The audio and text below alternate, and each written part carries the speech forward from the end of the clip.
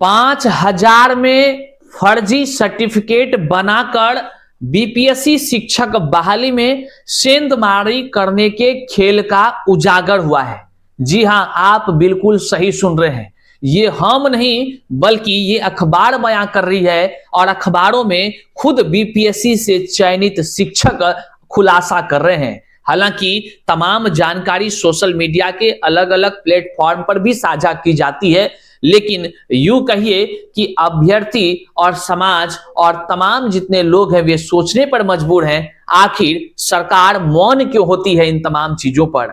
आखिर बिहार के युवाओं के तकदीरों के साथ कैसे खिलवाड़ किया जाता है, ये सब विषय जो है कि अब चिंतनीय हो चुका है। आज की इस वीडियो में हम आपको बताने जा रहे हैं कि देखिए कैसे 5-5 हजार में फर्जी सर्टिफिकेट बनाने का खेल चल रहा है और जो है कि बीपीएससी से लोग चयनित भी हो जा रहे हैं, पकड़े भी नहीं जा रहे हैं और इस खेल को बड़े व्यापक पैमाने पर अंजाम देकर बिहार के युवाओं के दिव्यांग कोटा हो या जो भी आरक्षित वर्ग हो, इन तमाम चीजों में सेंधमारी की जा रही है और ये कबूलनामे अभ्यर्थियों के हैं। तो चलिए आज के इस वीडियो को अंत तक जरूर देखिएगा। उससे पहले नमस्कार, मैं हूं हरे कृष्ण प्रकाश और आप देख रहे हैं साहित्य आजकल।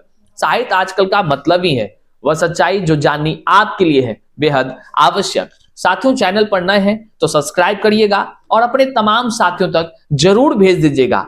इसलिए शेयर करिएगा क्योंकि ये एक बड़ा खुलासा और बड़ा बीपीएससी शिक्षकों का कबूलनामा है। लेकिन इन तमाम चीजों के पीछे की सच्चाई क्या है, तो चलिए जानने का प्रयास करते हैं।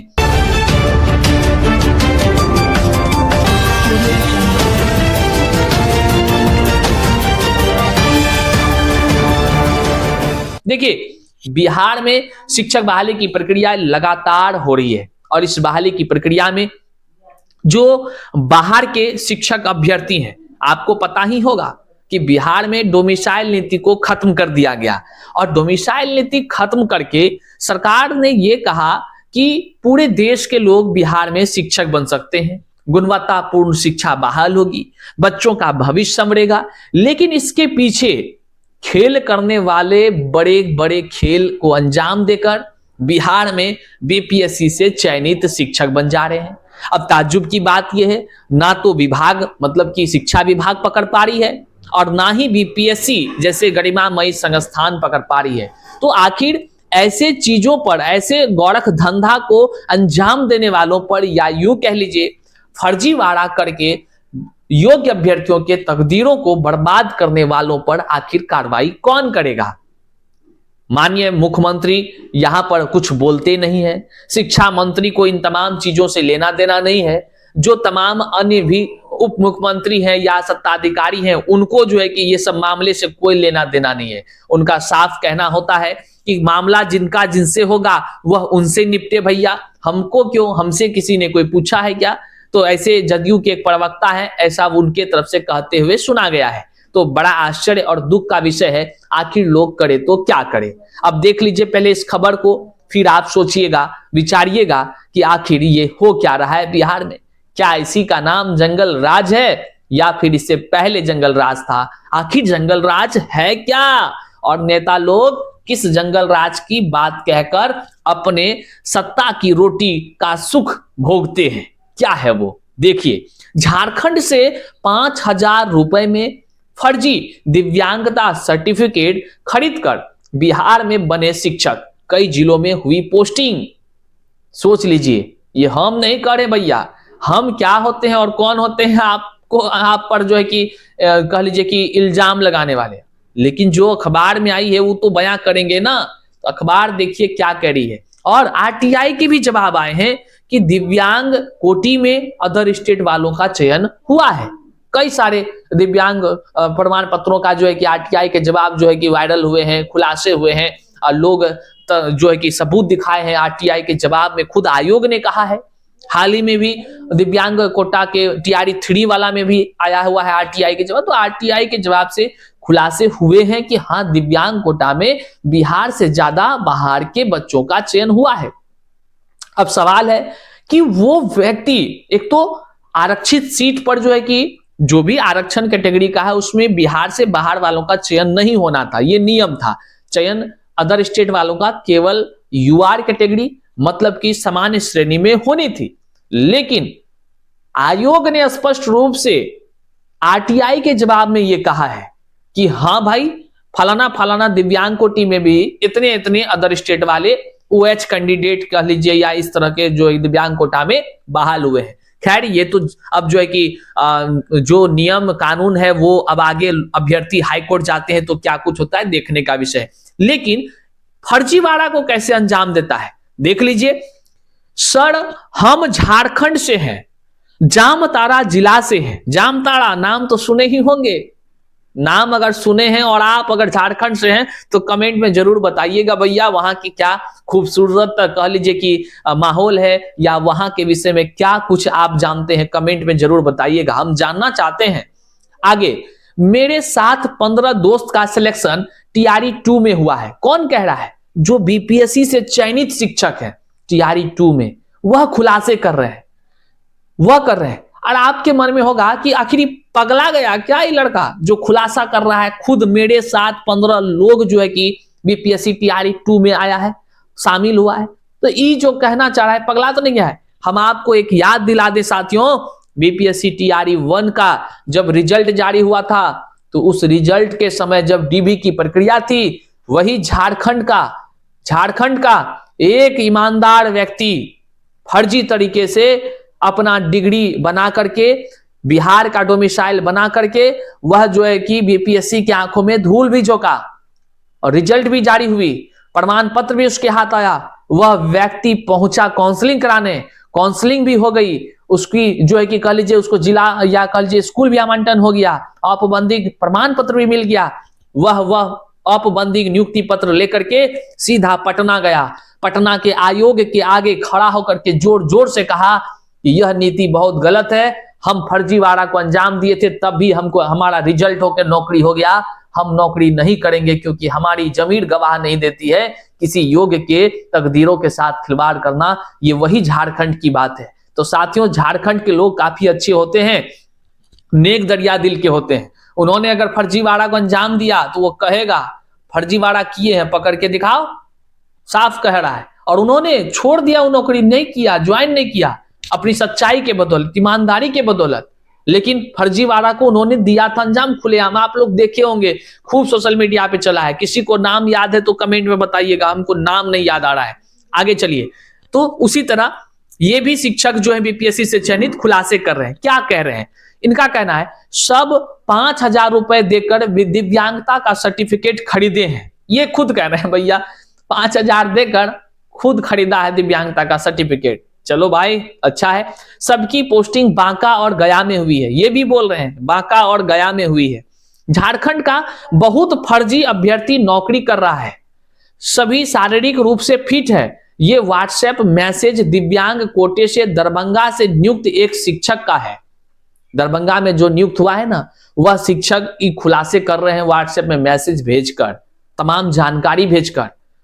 और कई सारी डिटेल्स लगातार हम लोगों तक भी पहुंचती है। हम लोग भी शिक्षा पदाधिकारी जिला स्थापना को सूचित करते हैं, लेकिन मजाल है कहीं से तो पकड़ा भी जाता है, कहीं पे पकड़ा नहीं जाता है। मजाल है शिक्षा पदाधिकारी ऐसे लोगों को पकड़े, सब चल जाता है भैया, क्या करिएगा। बड़ा जांच का विषय है, कैसे फर्जी डोमिसाइल पर रोक लगेगा, फर्जी सर्टिफिकेट पर रोक लगेगा, फर्जी दिव्यांग अभ्यर्थियों पर रोक लगेगा। भाई तो बड़ा एक कोरोना से ज्यादा, कैंसर से ज्यादा क्या कहिएगा, उससे बड़का बीमारी बिहार में है। और इस तरह अगर चलता रहा ना, बिहार के आने वाले 50 साल तक शिक्षा में कभी सुधार नहीं होगा, गर्त में चला जाएगा। इस बात को आप जान लीजिए। आगे देखिए क्या कहता है।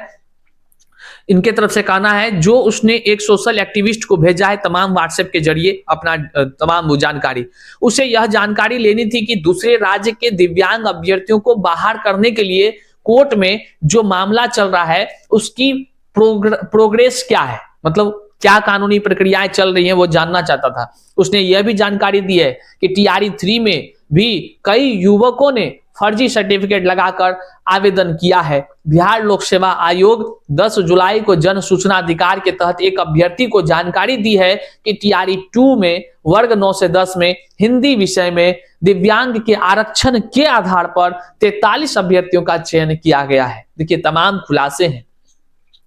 मांग अब हो रही है कि अन्य राज्यों की तरह बिहार में भी डोमिसाइल नीति लागू हो। उनका कई अभ्यर्थी अब बिहार के कह रहे हैं कि भैया इस तरह अगर सेंधमारी होगा, लोग ऐसे अगर फर्जीवाड़ा को अंजाम देगा, तो जब तक डोमिसाइल लागू नहीं होगी तब तक जो है कि कोई कह लीजिए कि उन लोगों को रोका नहीं जा सकता है।